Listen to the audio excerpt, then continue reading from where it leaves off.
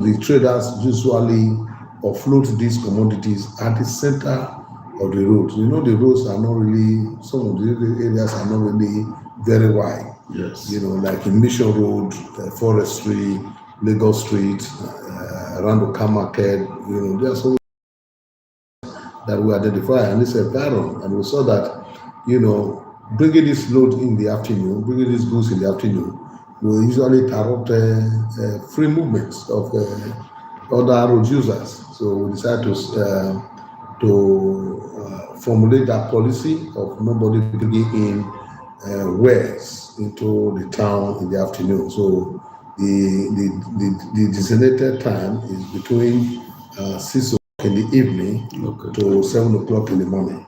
So anybody who wants to also help the government, help the people, because there may be cases of emergency. If there are emergency and the road is blocked because of one person who is discharging his goods.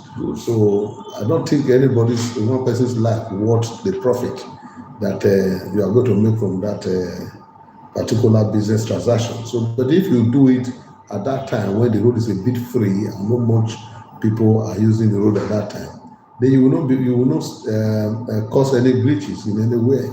You know, so the road will be free. So that is why we put up that policy. You know, for the good of the people. And they also observe very seriously.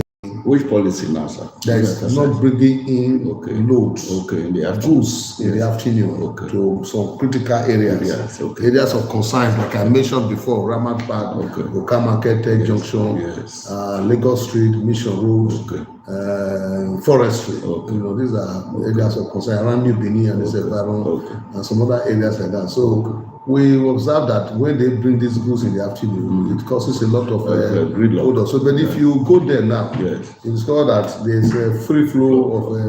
So, some of these things we are doing here, it's not a rocket science. It's just a matter of thinking. You know, you have to think and put the right policy in place. And once you put the right policy in place and minimum enforcement, you see that all these things will be done. You know, gone are those days that you see people fighting over traffic issues in the state, and I'm sure you are, apart from some maybe very few situations like that is seriously under control, there have been no outcry of that nature. So we are trying to maintain that decorum, and, you know, try to be very, very systematic, you know, in what we are doing. And from where I'm sitting here, I monitor everything that is going on. My phone is 24-hour open, that's why during the day, and I pick all the calls, and I give out my number, so that if you have any issue, you contact me, and I'll be able to step in as quickly as possible. You know, so we look at that, and we also look at the issue of Central Park. People were now using Ring Road as a loading corridor, which we have already cleared, and Central Park today, I think there have been no complaint of that nature from Central Park. So we also look at the security of passengers, you know, motoring public, you know, people who have no vehicle and they have to access their destination through commercial vehicle providers. So we discovered that some of these people engage in one chance activities, criminalities, you know, were very, very prevalent, you know, at a point. And we said, no, all vehicle drivers need to be profiled, and first we need to also paint any vehicle like that to the state approved color, which is the yellow and on fire red, which is the color code. And you can attest to that all the vehicles are already save the group they call the Yaris drivers. And I told them we don't have Yaris, we don't have Audi, we don't have many buses. All we have is bus and cars. So, and they have to paint. You know, and I told people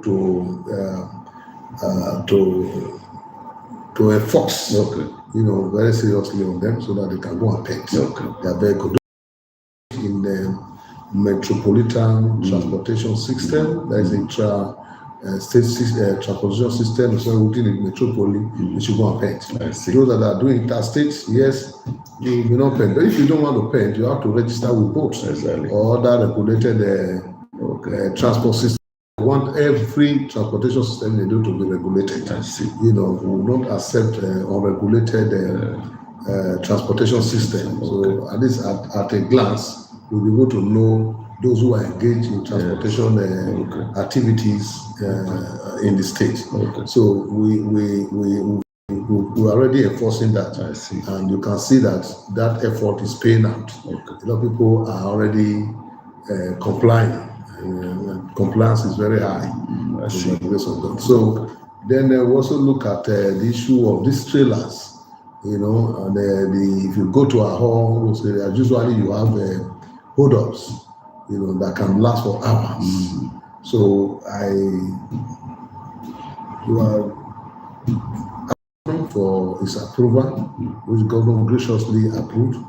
We were able to provide a temporary park in our hall, because the Edo State government have a very vast land in our hall that is proposed for a trailer park, a heavy duty park. And we're also partnering with some group of investors locally or internationally to see how we can build a modern. And I'm sure by around April, work will be start in that area. So we're having the discussions on the high gear right now. We also have a more modern that is all encompassed.